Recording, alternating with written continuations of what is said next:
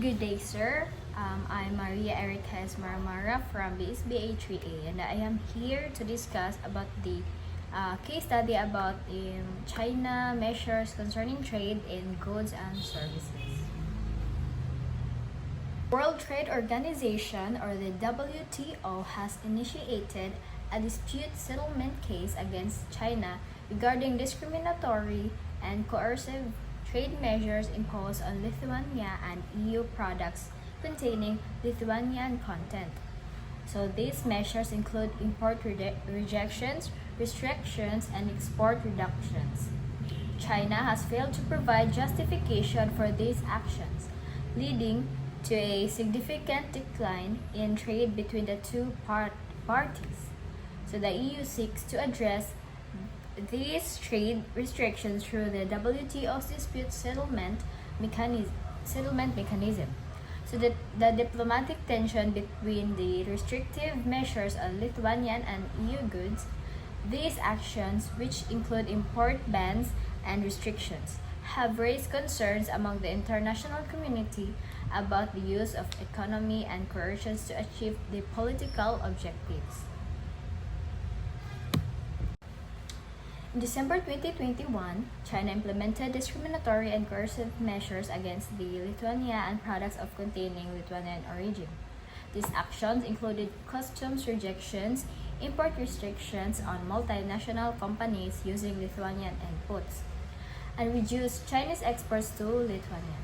So in February 2022, China further imposed complete import bans on specific Lithuanian products, citing phytosanitary reasons.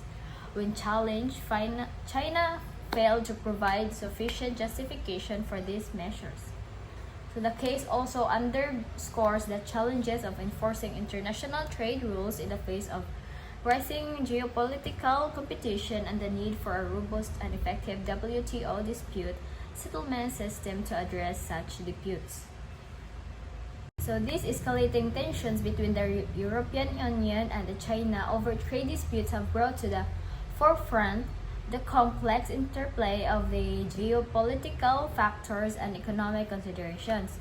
In the global trading system, a significant case in point is the dispute concerning China's imposition of discriminatory trade restrictions on Lithuanian goods and services. So this case, formally titled the China Measures Concerning Trade in Goods and Services, has far-reaching implications for the rules-based international trading order and the principle of non-discrimination and market access. So in the prospect and progress, the EU argues that China's actions violate various WTO agreements, including those related to non-discrimination, transparency, and SPS measures. So the China, on the other hand, maintained that its measures are justified and comply with WTO rules. So the outcome of this case will have significant implications for the WTO dispute settlement system and the global trading order, particularly regarding the use of economic coercion as a tool of foreign policy. The case could also set a precedent for a future disputes involving similar allegations of discriminatory trade practices. So since in December 2021, China has applied discriminatory and coercive measures against exports from Lithuania and against exports of EU products containing its content. So these have included the rejections of Lithuanian imports of Chinese custom authorities, import restrictions affecting multinational companies who use inputs from the EU and a cut in Chinese export to the Lithuania.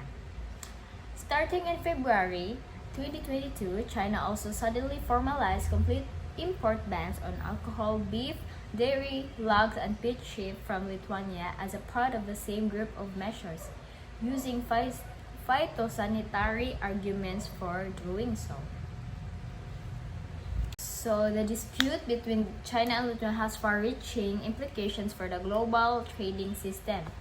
It highlights the increasing of use of economic coercion as a tool of foreign policy, particularly by major economic powers. So this raises concerns about the erosion of the rules based on the international trading system and the potential for similar actions to be taken against other countries. So the free trade options, advocating the reforms to the WTOs to enhance its dispute settlement mechanism and address emerging trade challenges, including economic coercion. So by the new trade agreement, pursuing new trade agreements with like-minded countries to create alternative markets and reduce reliance on China, as well as the closer economic partnership agreements with Hong Kong and Macau. China has FTAs in force with the countries and economic blocs such as the ASEAN, New Zealand, Singapore, Switzerland, South Korea, and Australia. It is currently negotiating FTAs with countries and organizations including the Gulf Cooperation Council or the GCC countries like Norway, Sri Lanka, Israel, Panama, and other countries.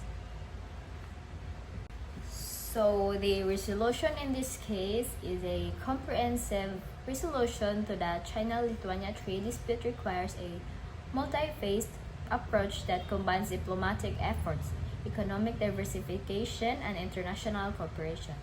Firstly, diplomatic channels should be utilized to engage in constructive dialogue with China, emphasizing the importance of adhering to international trade rules and norms.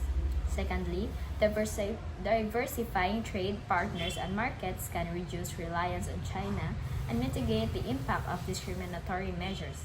This can be achieved through strengthening bilateral and multilateral trade agreements, exploring new markets, and promoting regional economic integration. And third, investing in domestic industries, particularly in sectors with high growth potential, can enhance economic resilience and create new opportunities.